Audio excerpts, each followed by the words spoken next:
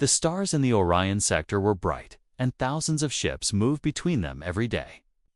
There were trading ships, warships, science vessels, and old freighters. Dozens of alien species called this part of space home. Some were friendly. Others were not. But they all had one thing in common. None of them went past a certain line on the map. That line marked the beginning of human space. Nobody talked much about human space. It was just a dark part of the galaxy, with no official records, no stations, no trade routes. Many believed it was empty. Some said it was full of dangers. Others whispered that the humans did something terrible there long ago. But no one dared to go there, and even fewer asked questions. Captain Laura Briggs had never seen human space. Up close, she was an officer of the Centauri Republic, a peaceful alien race that worked with many others. Her ship, the Silent Veil, was a sleek silver cruiser built for speed and quiet travel. It was not made for fighting. Laura's job was to observe and report, not to interfere. But sometimes, space did not care about rules. Her mission was simple. Watch the human border from a safe distance and report anything strange. She had done this many times before. Usually, nothing happened. But this time, something changed. A distress signal appeared on their scanners. It was weak, coming from an old freighter. The signal showed damage and failing systems. The problem was that the ship had drifted into human space. Just a little, but enough to be a problem. "Captain, we picked up a distress call," said her second-in-command, Laro. He had smooth gray skin and large black eyes. "The ship is just a few clicks past the border." "It looks like a mining freighter." Laura stared at the screen. The signal blinked slowly, almost fading. Any sign of human ships? "None yet," Laro answered, "but the signal is getting weaker."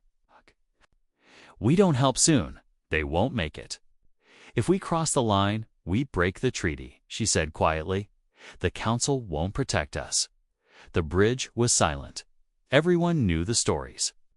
Ships that entered human space rarely came back. Sometimes they returned empty. Sometimes they never returned at all. "Prepare the rescue team," Laura said at last. "We're going in." The Silent Veil crossed the invisible border with care. Lights dimmed and shields went up. Every crew member was on high alert. They followed the signal through dark space. No stars, no ships, no stations. Just silence. After 20 minutes, they found the freighter. It was spinning slowly, one side badly burned. Laura looked at it through the main screen. It was old, maybe 70 years, and carried the markings of the Kailara Union, a small group that mined asteroids and sold ore. The ship looked empty, but the distress beacon still blinked. "Bring us close," Laura said. "Scan for life." "One faint signal," Laura replied, "could be injured. Launch a shuttle." A small shuttle left the Silent Veil and moved toward the freighter. Inside were 2 medics and a pilot. The crew on the bridge watched in silence. Then something happened. A massive shape appeared in the darkness. It moved without warning. No engine lights, no sound. It was a warship, big and sharp, black like the space around it. It had no flags, no symbols, just metal and shadow. The Silent Veil shook as the human ship locked onto them. "They've got weapons hot," Laro said, panic in his voice. "They're aiming at us." "Hold position," Laura said, trying to stay calm. A voice came through the speaker, clear and in perfect galactic standard. "Unidentified ship, you have entered restricted space. State your intent." Laura took a breath. "This is Captain Laura Briggs of the Centauri ship Silent Veil. We received a distress call from a damaged freighter. We meant no violation." There was a pause. "Transmission verified." The voice replied, "We are sending assistance. Power down your weapons and hold position." "Done," Laura said quickly. We will comply. Within minutes, smaller human ships appeared. They moved fast, like insects, but with purpose. They reached the freighter and began towing it away. Then came the human warship. It moved closer. Its name was visible now. Argus Dawn. A new voice came. This one had a smile in it, but also something else. Something cold. Captain Briggs, this is Commander Nate Carson of the Argus Dawn. I welcome you to human space. For your safety, you will follow us to the nearest station for inspection. Laura knew she had no choice. She gave the order as the silent veil turned and followed the Argus Dawn. Every crew member sat in silence. They had crossed the line. They had stepped into the unknown. And now they would see why no one ever came here. Laura looked at the stars ahead, but there were none. Just dark. Let's hope we made the right choice, she whispered, and behind them, the border vanished, the map ended, and the story began. The silent veil moved quietly through the dark path of human space, following the massive ship Argus Dawn. The human ship looked like a floating mountain made of sharp metal and cold engines.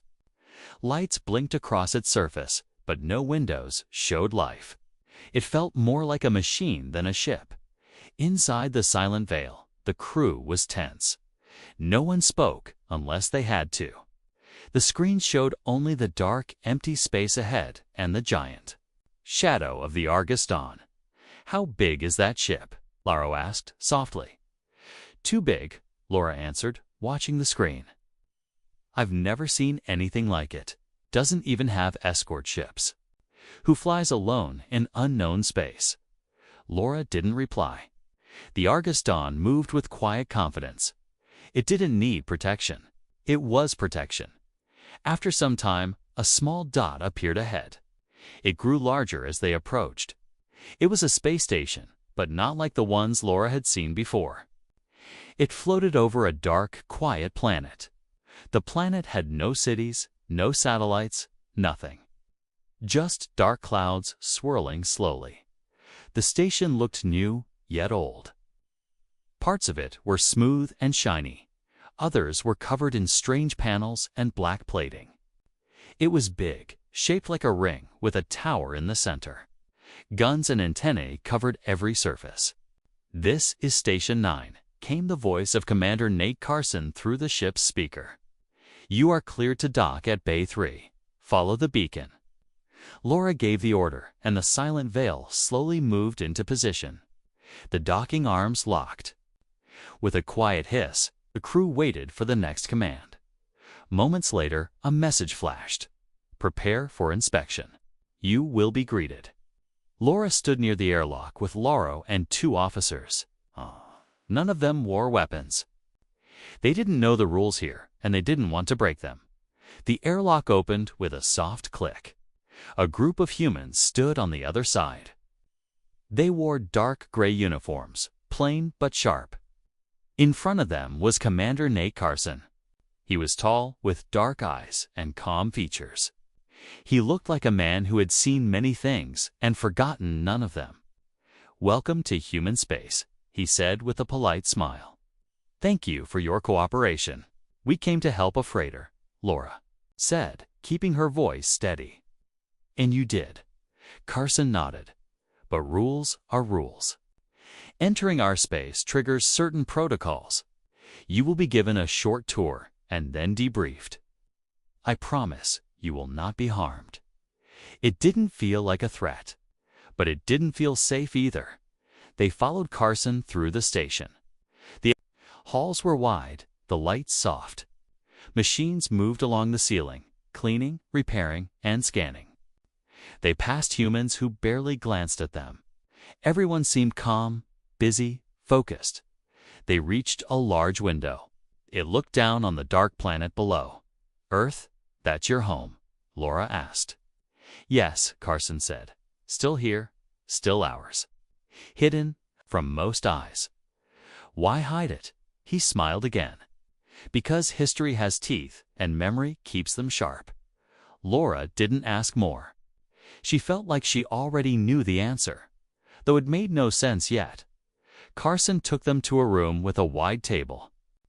A map of the galaxy hovered above it. Most of it was familiar. Council space, trade routes, friendly and enemy zones. But then there was the black area, human space.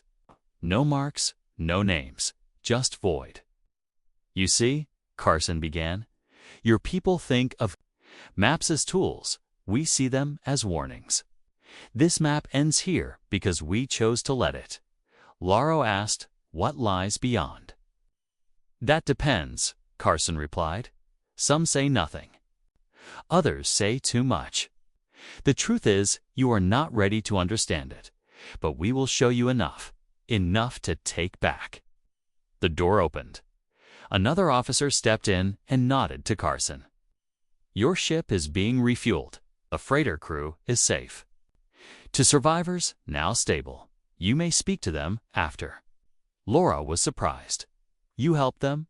Of course, Carson said. They were lost, not dangerous. We help those who do not threaten us. He led them down a different hall. This one was darker, colder. It led to a hangar bay. Inside sat another ship, smaller than the Argus Dawn, but clearly powerful. It was shaped like a blade, with blue lights glowing along its edges. This is the Silent Watch, Carson said, a scout ship. Fast, silent, and deadly. Why show us this? Laura asked. Because you are already here. And because your council thinks we are a myth, you will learn just a little, enough to remember. Why the map stops here. They returned to their ship hours later. No one spoke much. Their heads were full of new images. Ships with no names, machines that thought faster than light and earth. Dark and silent beneath it all. As they prepared for rest, Laura stood on the bridge and looked out at the stars. But here, the stars were few. It felt like the galaxy had gone quiet just for this place. She didn't know what tomorrow would bring. But she knew this. Human space was not empty, and they had just opened a door, one that would not close again. The silent veil floated near the human station. Its engines were off, and its lights were dim. The crew waited for the next order. Captain Laura Briggs sat on the bridge, staring at the dark planet below. Earth, it looked peaceful, like a quiet stone drifting through space. But she knew better now. She had seen the human ships. She had walked their station. They were not quiet. They were simply watching. A message came through. Captain Briggs, the freighter survivors are ready to speak. With you, please come to Medical Room 7. Laura stood. Loro followed her. They walked through the station halls once more. This time, the silence didn't feel cold. It felt heavy. Like a place that held many secrets. Inside the medical room, 2 survivors lay on beds. Both were pale, but awake. A human doctor checked their vitals while a nurse stood by. Laura walked closer. I am Captain Briggs, she said. You sent the distress signal.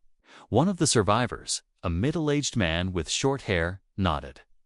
I thought no one would come. We were running low on air. Then the ship got pulled. We didn't even know where we were. You crossed into human space, Laro said. The man blinked. Is that what this is? We thought it was just some dark corner. Of the map, you're lucky, Laura said. The humans rescued you. The man gave a weak smile.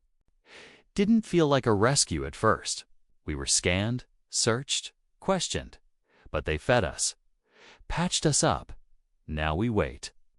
Laura thanked him and turned to leave. She had more questions now, not fewer. The humans didn't act like enemies. They acted like guardians. Silent and strict, but not cruel. Later, Laura met with Commander Nate Carson in a quiet room overlooking Earth.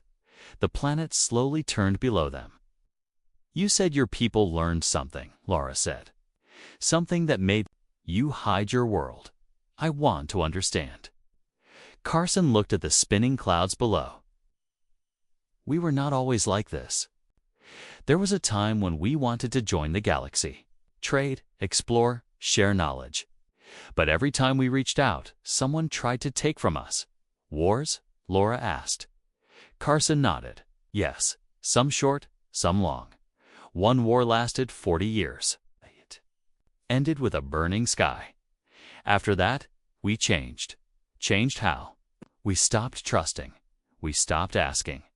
We built in silence. We trained in the dark. While others looked away, we prepared.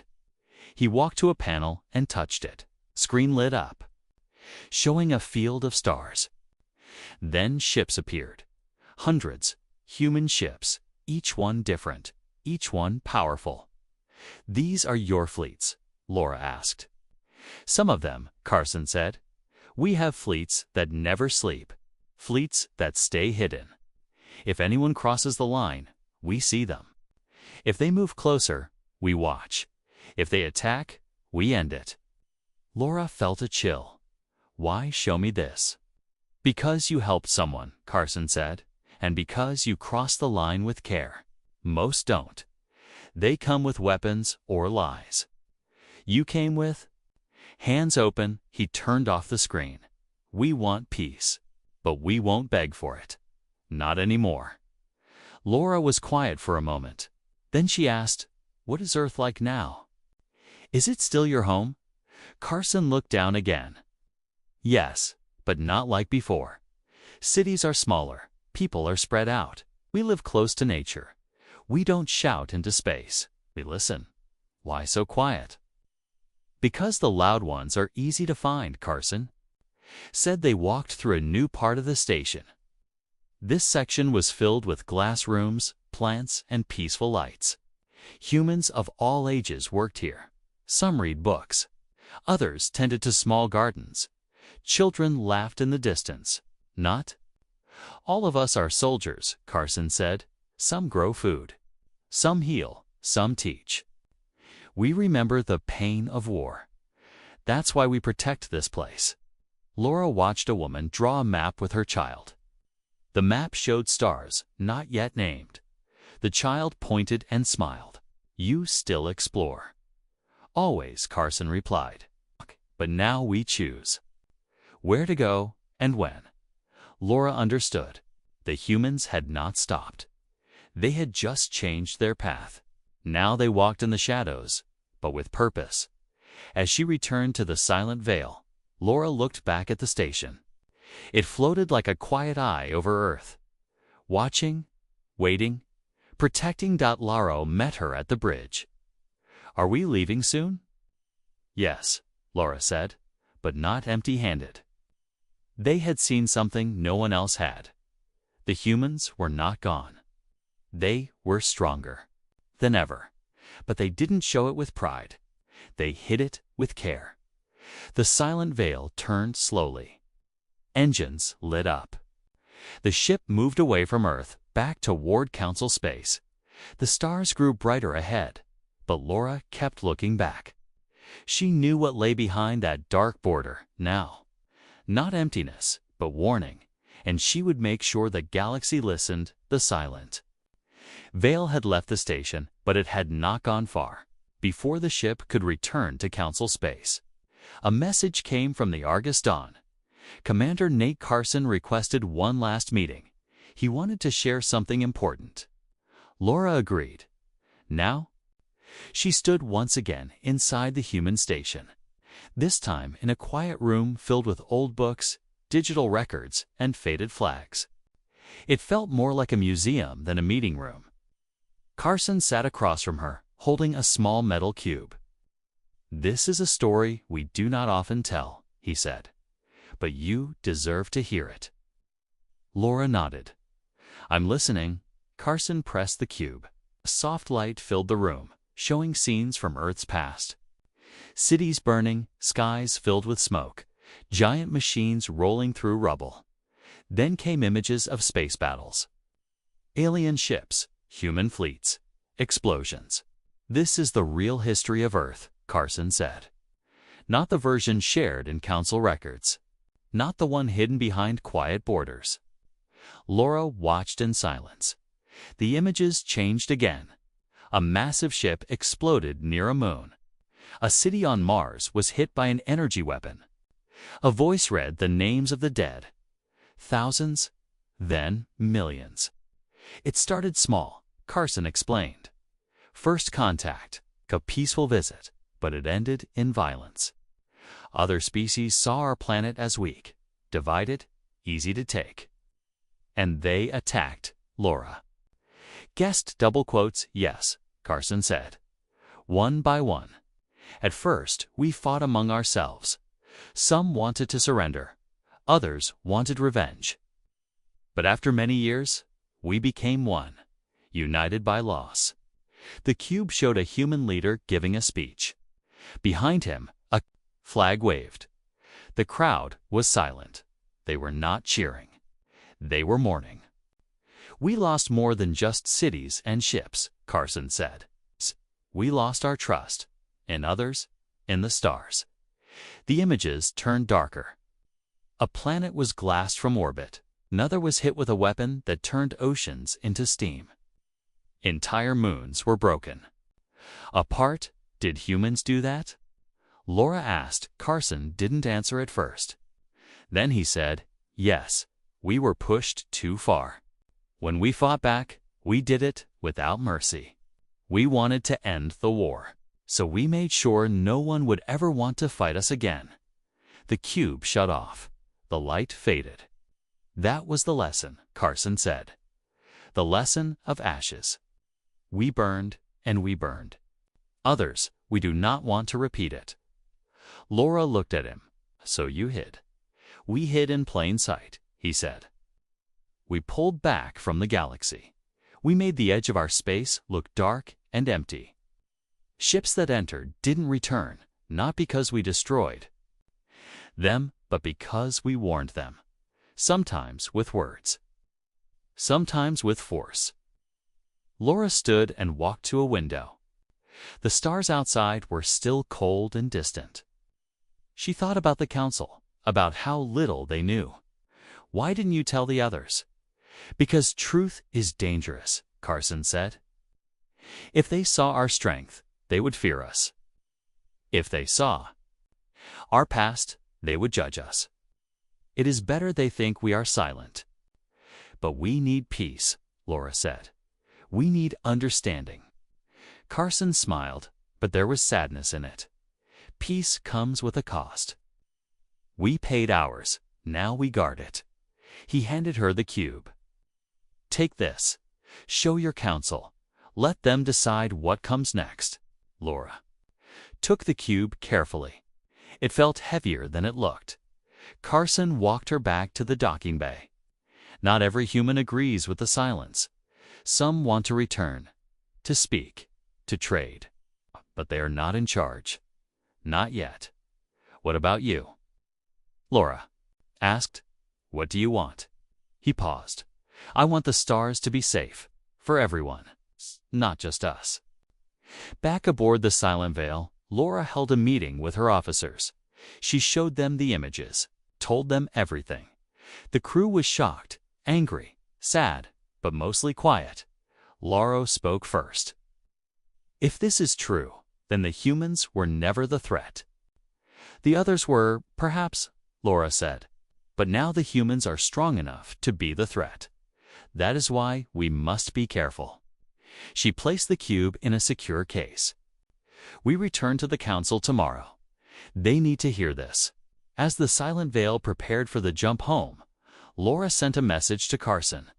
Thank you for your trust. We will not waste it. His reply was short. Be careful who you trust in return.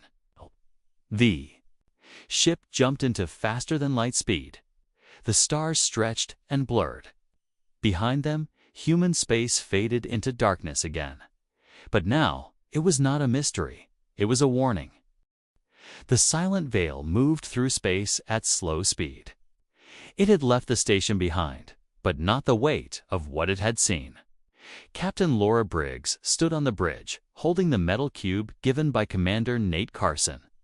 Inside it were the real Stories of Earth's past, the wars, the pain, and the choice to stay hidden. She had planned to return to council space, but something inside her had changed. She needed to see more. She needed to understand. Set course along the inner edge of human space, she ordered. We'll follow the border for a while. Lauro gave her a sharp look. Captain, that could be dangerous. We stay near the line, she said. We don't cross it. Not again. Just close enough to learn. The crew followed her orders. The ship turned and moved slowly, watching the stars. But something was strange. Us. They moved along the edge of human space. They saw things that were not on any map. Small stations, unmarked satellites, faint energy signals. It looked empty at first, but now they could see it. The edge was alive. There are machines out there, said one of the crew. They're watching us. They're not attacking, Lauro added. Just tracking every move we make. Keep the shields up, Laura said, and stay calm. We're not here to fight. After several hours, they picked up a message. It was short and clear. You are being followed. Remain on your current path. No ship was in sight, but the message was definitely human. They see us, Laura said, even when we don't see them. Just then, a shape appeared ahead. A ship slowly came into view. It was large, painted dark gray, with smooth armor and bright engines. A name was printed across the side. Revenant, the silent veil slowed down. We are being hailed, said Lauro. Put it on screen. The screen lit up, showing a man with short black hair and a calm face. His voice was steady. This is Captain Elijah Boone of the Revenant. You are traveling close to the mantle. We will escort you. What is the mantle? Laura asked. It is the shield of our space, Boone said. A living wall. You were not meant to see it, but now you have. We will show you more. Laura looked at her crew. No one said a word. We accept, she said finally. The Revenant turned, and the silent veil followed. As they moved deeper, strange things appeared. Giant structures floated in the dark. Some looked like stations, others like broken moons. Lights moved across their surfaces. Drones, repair bots, defense units. It's like a second border, Lauro said, but alive, changing. Captain Boone appeared. Again on the screen, you are now entering the mantle. It covers the edge of our core space. Inside this area, we build, we plan, we prepare. The two ships passed a massive ring made of black steel. Inside it, a ship was being built. It was huge. Bigger than anything Laura had seen before. It had no name yet, just lines of code across its hull. How many of these do you have? Laura asked. Enough, Boone said. And always more. They flew past a planet that looked half-finished. One side had forests and rivers. The other side was covered in metal and machines. A terraforming world? Lauro asked. Yes, Boone said. We make places for life and war. Both are needed. The ship slowed as they reached a small black station. It had no windows, just one glowing doorway. This is the route, Boone said. You will come here next. Laura entered the station with Lauro. Boone met them inside. The halls were narrow, the lights low. What is this place? Laura asked. It holds our records, Boone said. Not for others, for us. We remember every war, every friend, every enemy. Nothing is forgotten. He led them to a large room filled with screens. Each screen showed a different species. Some Laura knew, others she had never seen before. These are your files. Yes, Boone said. Every ship that entered our space. Every leader who spoke our name. Every weapon used against us. We remember it all. Laura walked slowly past the screens. Some showed peaceful talks. Others showed battles. A few showed complete destruction. "Why do you keep all this?" "'Cause we believe in being ready," Boone said. "We do not start wars, but we end them quickly." Laura turned to him, and if someone just wants to talk, Boone smiled. Then we listen, carefully. They returned to the Silent Vale hours later. The crew asked where they had gone, but Laura could not explain everything. She just said, "We went to the edge and found it watching back." The Revenant stayed close for a while, then turned and disappeared into the dark. Laura sat in her chair, thinking. The galaxy believed the edge of human space was empty. Now she knew it was alive, and it never stopped watching. The Silent Vale moved slowly away from the station called the Route. The crew was quiet. Everyone had seen something strange, something powerful. Captain Laura Briggs sat in her chair, staring out the main window. She still thought about the faces on the screens inside the Route. So many species, so many stories. Some were peaceful, some were lost. Captain Laro said, "We received a message from the Revenant. Captain Boone wants us to follow him to another location." Laura nodded. "Send our reply. Tell him we are on our way." The Revenant appeared again on the screen. Boone's voice was calm as always. "We will take you to one more place. It is not far. It is called the Wake. There, you will see something we do not show often." The Silent Vale followed the Revenant through a quiet path. The stars here looked cold and far away. No ships moved around them. No signals filled the air. It was like flying through a dream. Soon, they reached an area filled with strange shapes. Dozens of old ships floated in space. Some were broken, some were dark, some were very old. "This is the Wake," Boone said. "A place of memory." The Silent Vale slowed down. Laura stood at the window and looked at the ships. They were not like the ones in the Route. These were not just records. These were real. And they had all seen war. Boone appeared again, but this time in person. He arrived on a small shuttle and stepped onto the Silent Vale. Laura met him at the airlock.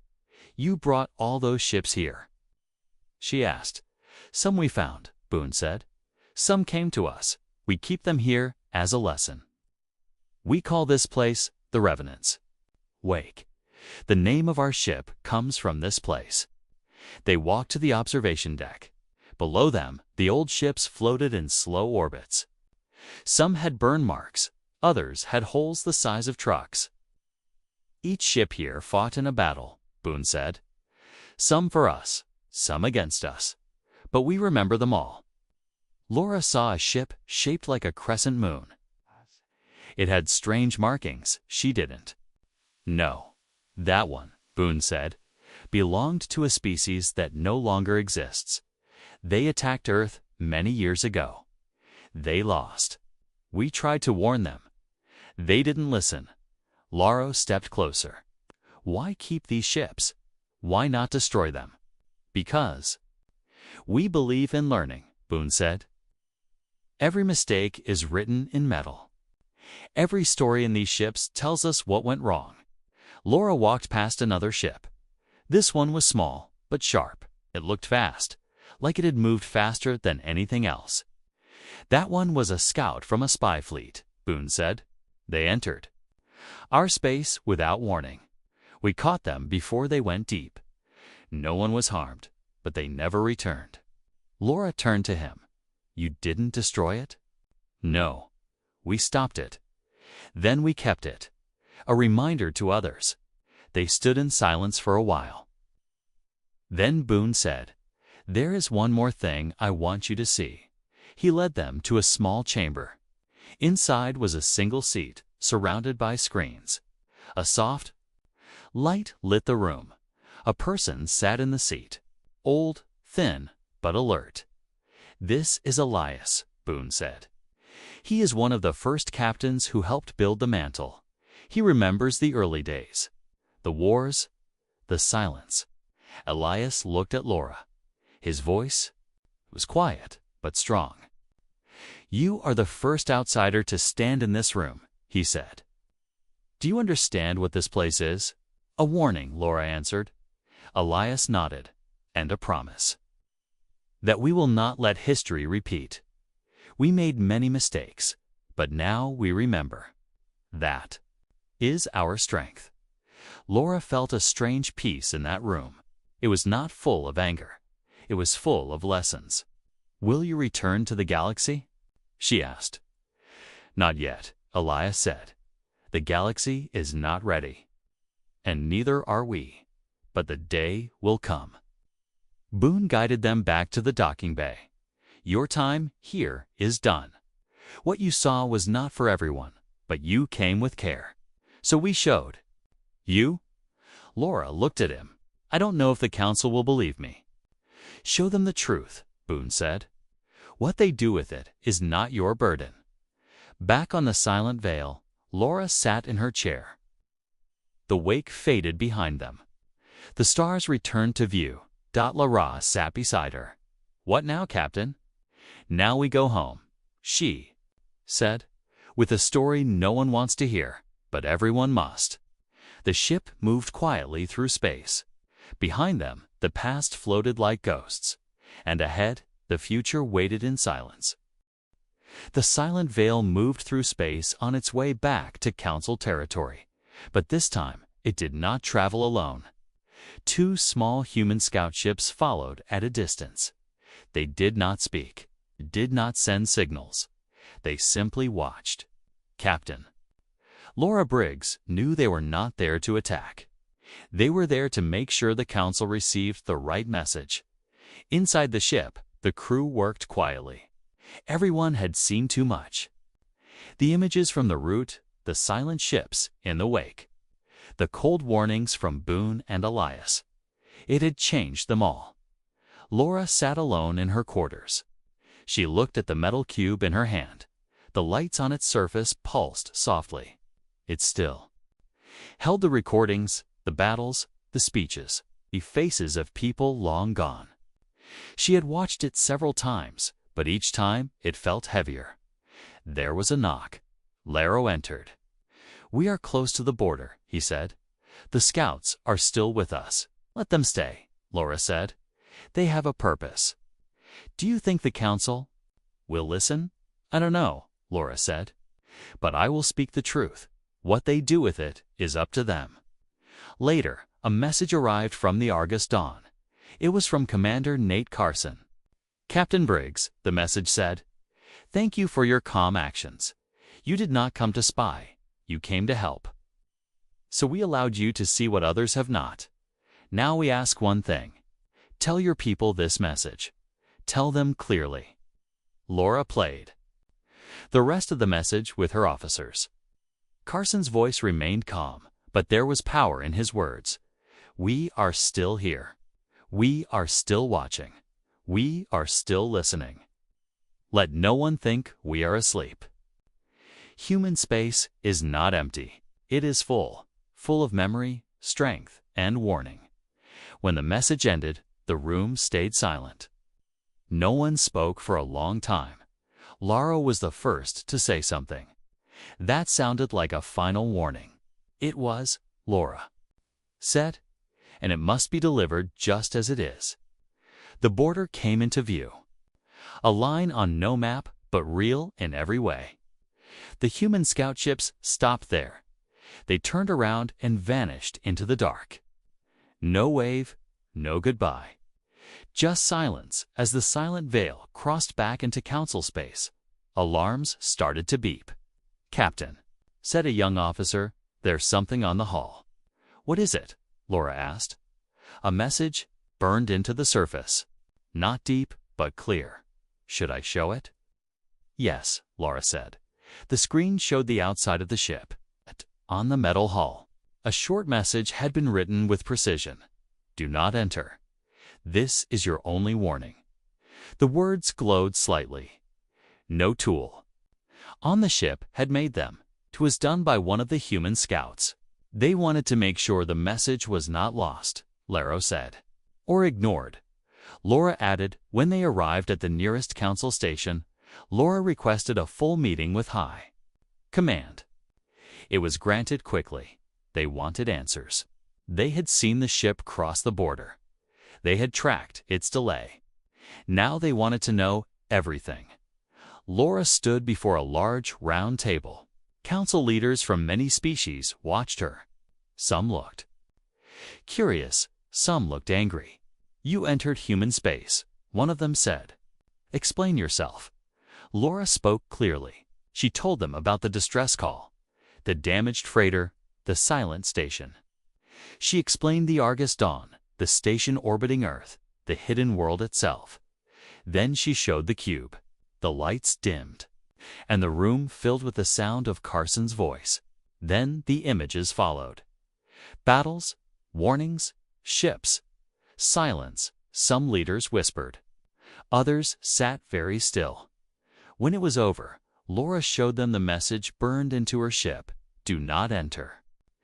This is your only warning." One leader stood up. "This is not possible. They don't have this kind of power." Laura replied, "They do, and they do not want war. But they are ready for it, more ready than anyone." "And you believe them?" another asked. "I do," Laura said, "because they could have destroyed us, but they didn't. They showed us mercy and truth." The room went quiet again. Then the council leader spoke. "We will consider your report. You are dismissed." Laura left the room with Laro. Outside, reporters waited. Cameras flashed. Questions flew through the air. "Captain, did you see Earth? Is it still alive? Did you speak with humans? Are they coming back? Did they threaten us?" Laura stopped. She spoke into the nearest camera. "Humanity never left. They have always been watching. We must be careful. We must be wise." Then she walked away. That night, the stars looked different to her. Not because they had changed, but because now she knew someone was always watching from the dark. Back on the homeworld of the Zentari Republic, the Silent Veil stood in its hangar, quiet and still. Engineers checked the ship for damage. Officers studied the strange message burned into its hull, but no one could erase it. The warning remained, clear, cold. Final. Captain Laura Briggs sat in her quarters. She had written her final report. Every word was true. She had told the council everything she saw: the people, the ships, the stations, the wake, the route, and Earth itself. Still hidden, still powerful, she knew not all would believe her. Some would say she had seen tricks. Others would call her story a warning from a fearful mind. But Laura did not care. She had done her part. She had delivered the truth. Across council space, her report spread fast. Leaders read it in silence.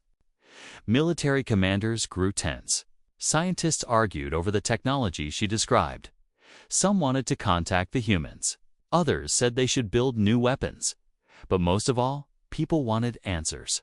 Why did the humans stay silent? What else? Were they hiding? Would they come back? Maps were changed. Quietly, in every language, in every library, and on every ship, one new line was drawn. A soft curve at the edge of known space. At the edge, one short note was added. Here there be humans. No one explained it. No one said it aloud, but the message was clear. Laura was called to speak at several meetings. Some were official. Some were quiet talks in dark rooms. She answered every question with care. But no one could ask the one question that truly mattered. Why had the humans let them go? One evening, Laura stood on a balcony and looked up at the stars. Laro stood beside her. "Do you think they will stay silent forever?" he asked. "No," Laura said. "But they will choose the time." "Not us." Laro nodded. "We were lucky.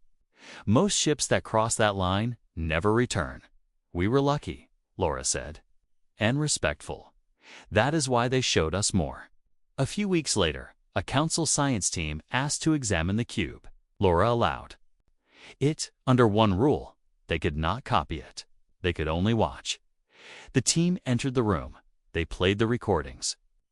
Every person sat in silence as the voices of Earth's past spoke.